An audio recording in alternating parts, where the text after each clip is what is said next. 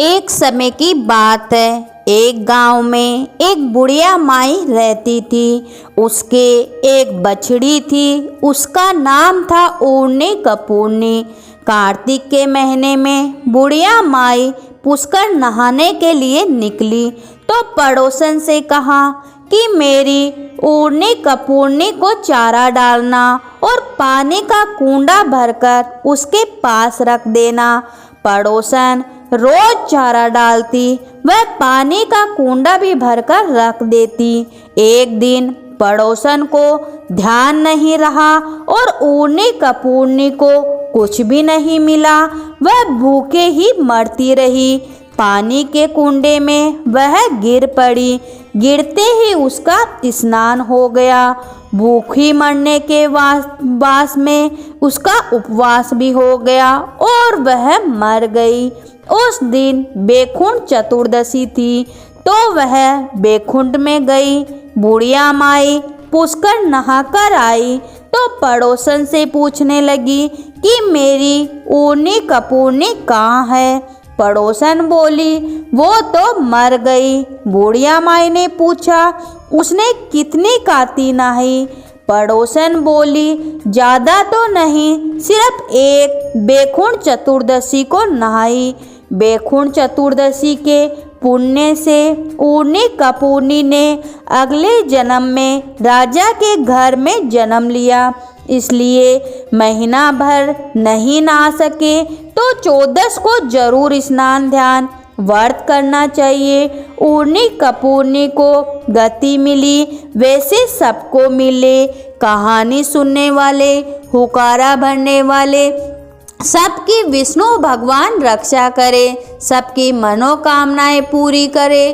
तो बोलिए भगवान विष्णु जी की जय हो। गणेश जी की कहानी। एक समय की बात है। एक गांव में एक बुढ़िया माई रहती थी। वह रोजाना मिट्टी के गणेश जी की पूजा पाठ करती थी। रोजाना मिट्टी का गणेश जी बनाती, रोजाना बनाती और रोजाना ही वह गल जाता। एक दिन एक सेठ का मकान बन रहा था। वह उनके पास जाकर बोली कि भाई मैं गणेश जी महाराज की पूजा पाठ करती हूँ, रोजाना मिट्टी का गणेश जी बनाती हूँ, रोज बनाती हूँ, रोज गल जाता है। कृपा करके आप मेरा पत्थर का गणेश बना दो। तब मिस्त्री बोले कि जितनी देर में हम तेरा पत्थर का गणेश गढ़ेंगे उतनी देर में हम अपनी दीवार चुनेंगे। तब बुढ़िया माई को बहुत क्रोध आया और बुढ़िया माई क्रोध में आकर बोली कि राम करे तुम्हारी दीवार टेढ़ी हो जाए। अब उनकी दीवार टेढ़ी हो गई। वो चीने और ढावे, चीने और ढावे, इस तरह करते करते उनको शाम हो गई। शाम को सेठ आया और उसने कहा कि आज तुमने कुछ भी काम नहीं किया।